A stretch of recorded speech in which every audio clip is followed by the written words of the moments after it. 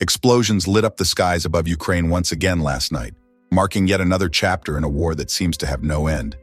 In the early hours of Tuesday, July 30th, 2025, Russian forces launched a wide-scale missile and drone assault across several Ukrainian regions.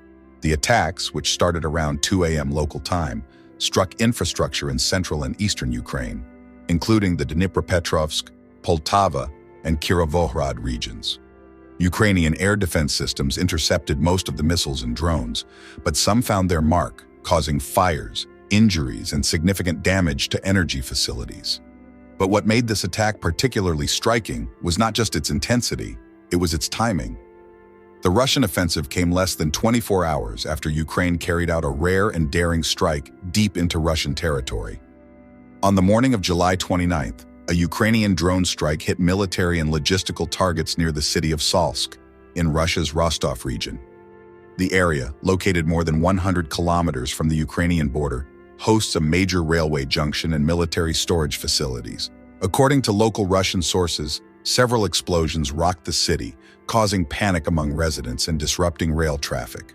Though Moscow officially downplayed the attack, military analysts see it as a significant psychological and strategic move by Ukraine.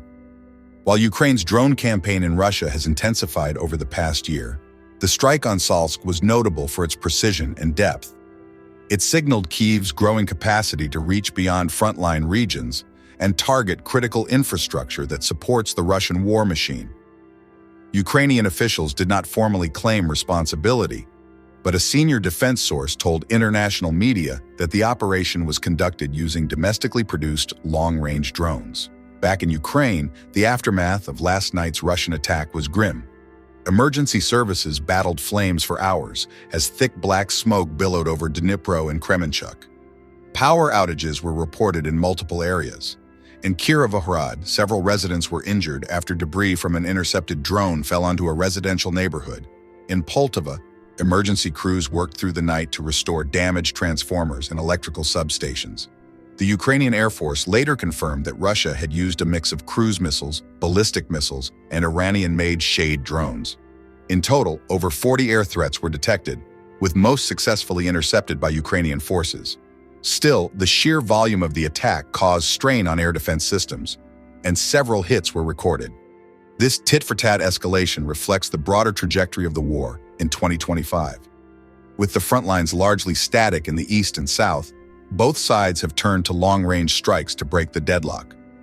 Russia continues to target Ukraine's energy infrastructure in an apparent attempt to weaken civilian morale and disrupt the country's economy.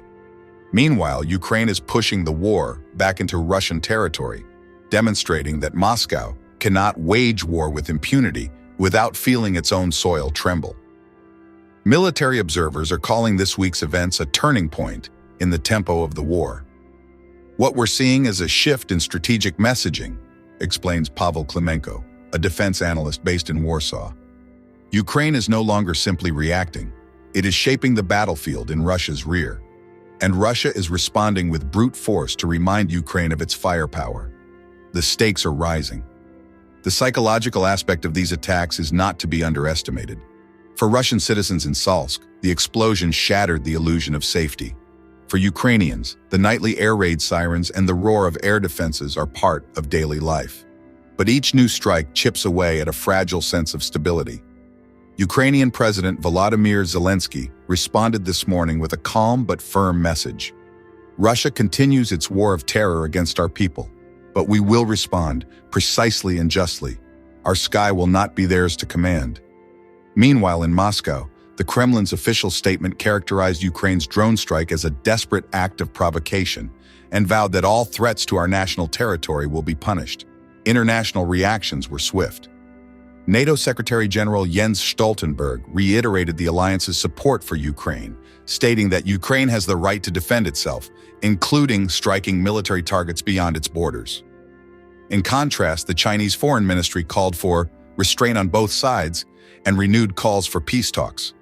This latest round of hostilities underscores a truth that many hoped would be avoided. The war is not winding down. It is escalating in complexity, reach, and danger. As both nations dig deeper into their arsenals and escalate psychological warfare, the international community watches with growing concern. And for the millions of civilians trapped between these powerful forces, the cost continues to mount: lost lives, broken cities, and a future clouded by uncertainty. The question now is not just who will win, but how much more both nations and the world will lose before this war finds its end. Don't forget to subscribe for more updates and analyses on this ongoing conflict. Your support helps us continue bringing you timely, accurate, and in-depth reporting every day.